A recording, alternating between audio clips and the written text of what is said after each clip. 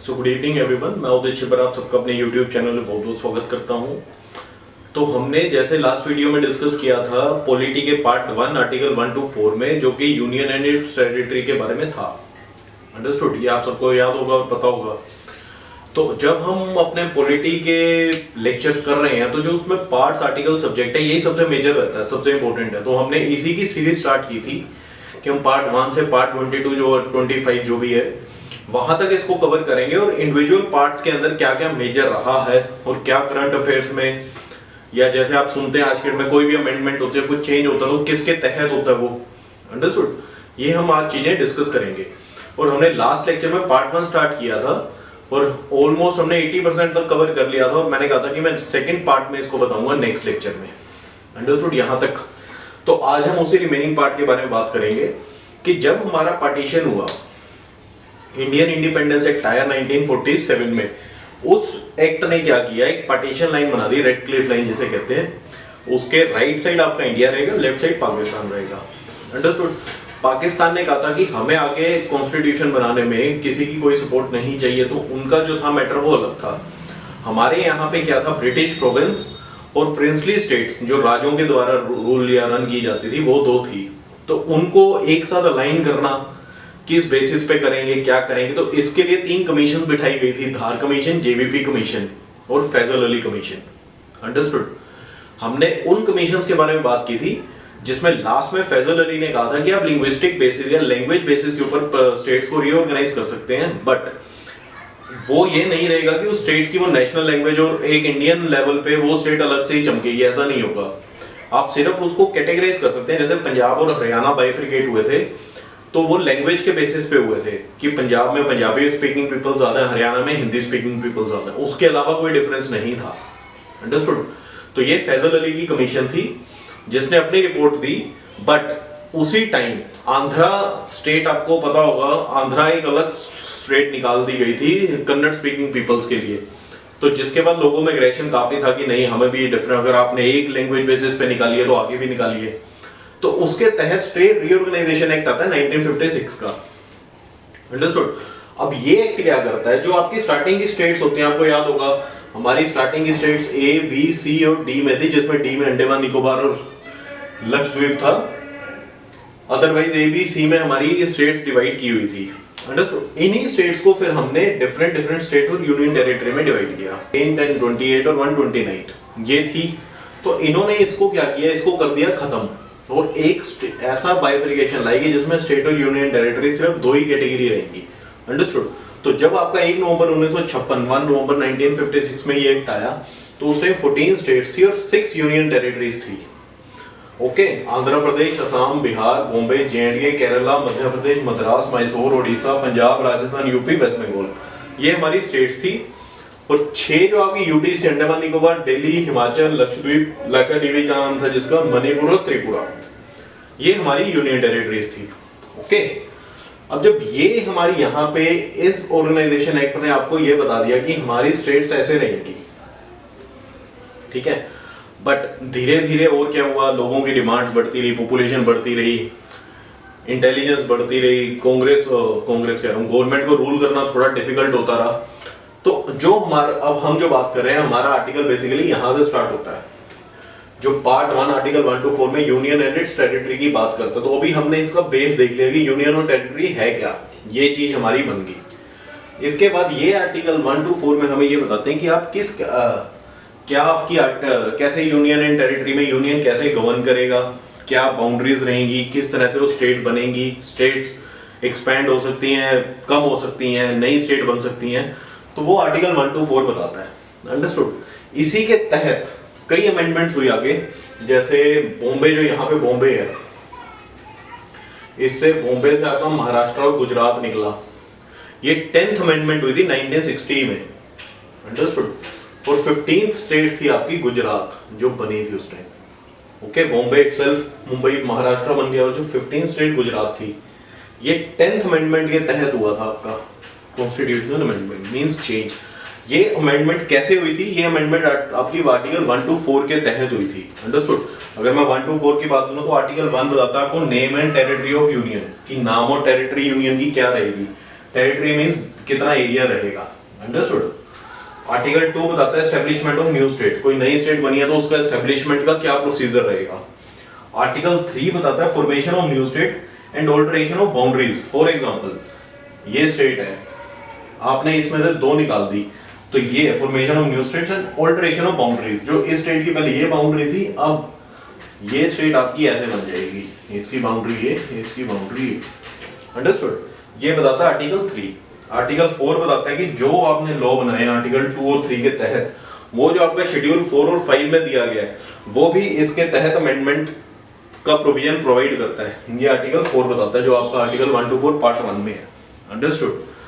तो इसी के तहत एस्टेब्लिशमेंट ऑफ न्यू स्टेट, जब इतनी स्टेट्स हैं तो इसमें से कोई नई स्टेट निकालना, आर्टिकल 2 और 3 आपको बताते हैं नई स्टेट निकालना, और किसी एक ऑलरेडी स्टेट में से नई स्टेट को बनाना। जैसे बॉम्बे ऑलरेडी था, उसमें से महाराष्ट्र गुजरात बना।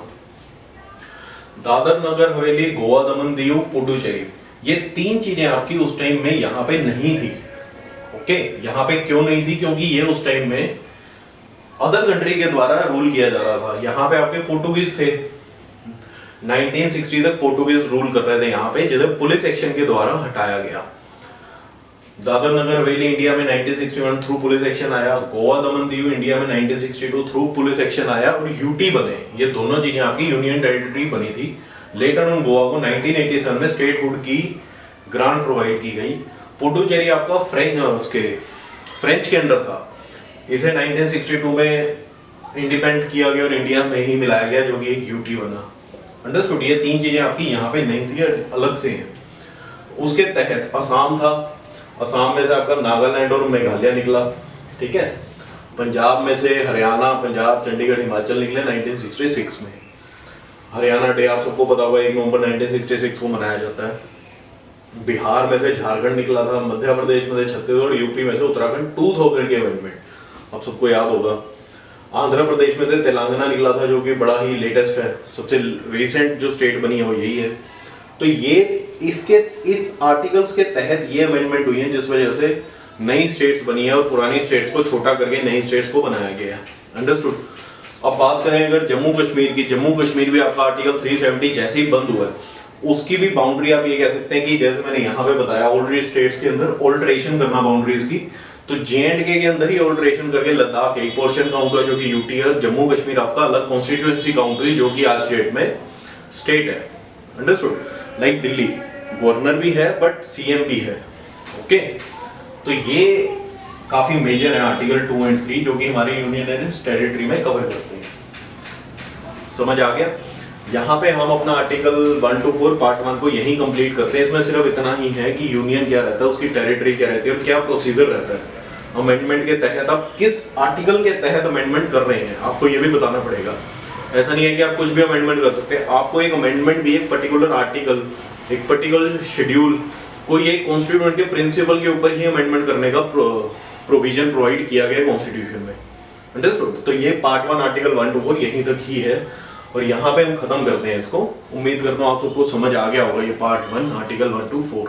तो नेक्स्ट में बात करेंगे वो हमारा पार्ट 1 के बाद आता है part 2। Article 1 to 4 union and territory में थे। आर्टिकल 5 to 11 का जो आपका सब्जेक्ट है वो है citizenship. Okay, this is subject. Okay, PAS। Understood. तो पार्ट, आर्टिकल एंड सब्जेक्ट। तो नेक्स्ट आता है सिटीजनशिप। इसके बारे में मैं आपको बेसिक बता रहा हूँ, उसके बाद हम नेक्स्ट लेक्चर में इसको भी थ्रू इतने ही बड़े फिनोमिना के साथ आगे डिस्कस करेंगे। तो आपका सिटीजनशिप होता क्या है? अब सिटीजनशिप आपको नाम से पता लग रहा है सिटीजन। अंडरस्टूड। सिटीजन का मतलब क्या होता है? नागरिक। किसी भी स्टेट का, किसी कंट्री का, किसी देश का, किसी नेशन का, किसी कॉन्टिनेंट का, आप उसको कुछ भी कहें वो एक नागरिक है। ओके, नागरिक है, जनता जिसे हम कहते हैं वो है। सिटीजन मीन जनता, नागरिक, आप कुछ भी कह सकते हैं। तो सिटीजनशिप जो इसमें बता रहे हैं उसके तहत सिटीजनशिप में क्या आता है कि एक सिटीजन को कॉन्स्टिट्यूशन से क्या मिलता है। ओके, मतलब अगर मैं आपसे वैसे बात करूं तो अगर एक सिटीजन है और एक गवर्नमेंट है, ओके, तो जो हम बात कर रहे हैं कि एक सिटीजन है, गवर्नमेंट है। सिटीजनशिप में क्या बताया गया है कि सिटीजन को गवर्नमेंट से क्या मिलता है। गवर्नमेंट सिटीजन्स के लिए क्या करती है, सिटीजन्स का गवर्नमेंट के ऊपर कितना होल्ड है, क्या कंट्रोल है। सिमिलरली सिटीजन्स का गवर्नमेंट के प्रति क्या रोल और रिस्पॉन्सिबिलिटीज है, ओके, ये आपका सिटीजन में बताता है। Understood? No doubt fundamental rights आगे आएंगे, फंडामेंटल राइट्स ऑलरेडी इसका ही पार्ट है, बट सिटीजनशिप और गवर्नमेंट में यही है कि सिटीजन और गवर्नमेंट का आपस में एक दूसरे के लिए क्या रोल और रिस्पॉन्सिबिलिटीज है, ओके। तो सबसे पहले तो ये क्लैरिटी होना बहुत बड़ी बात है, अगर आपको इतना समझ आ गया तो काफी अच्छी बात है।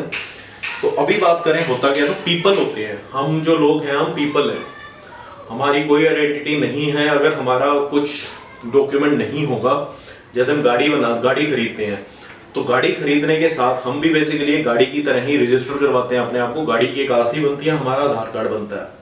अब जो गाड़ी की एक आरसी बनती है उस पर बकायदा स्टेट का नाम होता है कि ये किस स्टेट की गाड़ी है, HR है, PB है, RJ है, GG है, CH है, व्हाटएवर, कोई भी स्टेट होगी उसका प्रीफिक्स लगा होगा।